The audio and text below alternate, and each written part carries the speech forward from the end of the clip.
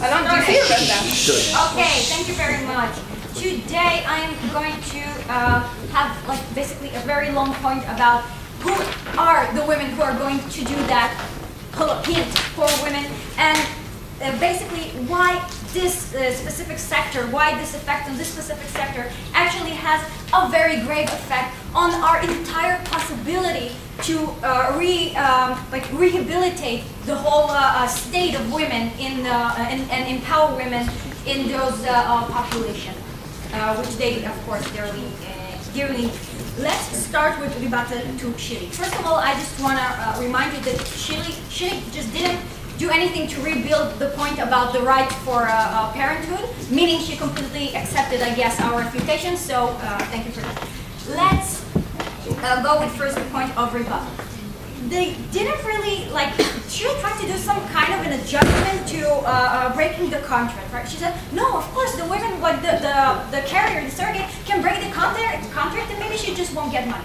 Well, if you are if you are adjusting your mechanism and now she can't have an abortion, even if her life is not in danger, then I have news for you, you're squirreling, but, okay, even if you run with the squirrel, just by saying, your adjustment that now she will not get, yes it is, she will not get her money if she aborts, well, you have just killed her option to opt out, because if she had already carried the baby for 2 months and already took upon her all the damages and all the story that Staff told you, then she is much more in a very less position to give up her option for the money. Second point of rebuttal. She said, well, it's just like a cleaning job. No, because you clean for 12 hours, 14 hours max, and then you go home and your body is your own again, and you yourself is your own again, and not just a second-hand tool of somebody else, right? So there is a very different stake here. No. And then she said, there will be more empathy because the rich mother will care about the poor surrogate, just like in the case of the Philippines. Well, this is a very interesting analogy. What happened to the Filipinos caretakers? They are being thrown out of the countries like dogs, and this is shameful. But this is also what happens to those surrogate women. And I have bad news. I wrote actually a paper about it. Also the volunteer surrogates find themselves ditched after a very an emotional relationships with the parents or with the accepting mothers.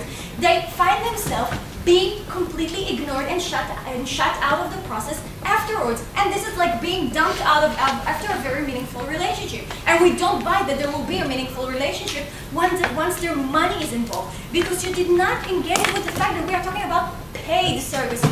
Meaning somebody is giving money for a woman for a service, for a bodily service, and it changes the entire dynamics. How the way parents feel, the parents that pay, feel free to dominate her, to control her, to boss her around, to call her in the middle of the night and tell her, did you take those vitamins? Do not do that and do not do that, okay? So that is the difference. Let's start. Before that. No. Let's go to poor women. Look, pregnancy is hard work. They don't call it labor for nothing. And Stav already developed it excellently. Thank you, Stav. Now, both physically and both mentally during the pregnancy and after the pregnancy, because do I need to remind you about postpartum depression? It even worsens when you don't have the balancing effect of holding a baby, of having people compliment you of your nice smelly baby, nicely scented baby. Yes, it has very less. Who is going to do that? We are talking about women who are uneducated, unskilled, but just like prostitution, and that clashes with what we heard from Ashad. These are not only women who are uneducated and unskilled. These are women that somehow intrinsically were raised to believe that their talent, that their potential, that everything that they may actually ever be, or everything that they can do, rise within their bodily, feminine function. These are exactly the kind of women who, if they go to work outside the house, they will do some sort of domestic work, like cleaning, like child rearing, child caring, and so forth. And in sad cases where, as we know about prostitution, the major part of women in prostitution have been severely, like sexually abused, mentally abused, to believe that they amount to nothing beyond their physicality, beyond their body function. And that, of course, as I said, as Staff said, dehumanizes. But even worse, okay, they're trying to sell us that this is like an agreement, a contract between two free agents. No, we are talking about women who are under lots of economical pressure. We are talking about women who, because of the society they were grown into, don't really believe that they have any other outlet. Is this a free choice? No. Is this an informed choice? Can a woman have like any idea to imagine what it's like to give away the fetus after carrying it so intimately for 9 months? You simply cannot imagine how it's going to feel. We don't believe that this is like a really free choice. I'll take seconds. Most of the harms you mentioned occur with pregnancy, voluntary pregnancy as well. Yet women choose to have labor again and again and again. Why is that? Stop already answer that. Open your ears. Okay, that goes beyond the concrete, I'm sorry, you just wasted your breath. That goes beyond the concrete damage to that specific woman who is going through all those dehumanization that Staff talked to.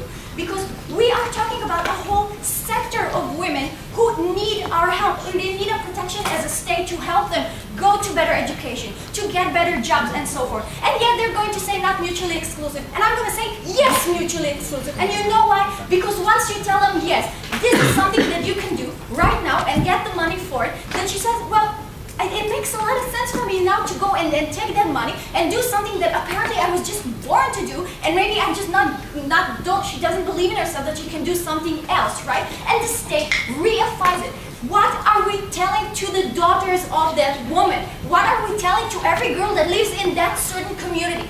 We are reifying the fact that the horizon, like her horizon, in terms of occupational potential, in terms of like human potential, as who can I be as a person, just goes back to her bodily functions and like traditionally domestic roles. And we think that this is a devastating act, especially for those women in patriarchal society, in poor society and so forth, and shame on the government. Thank you.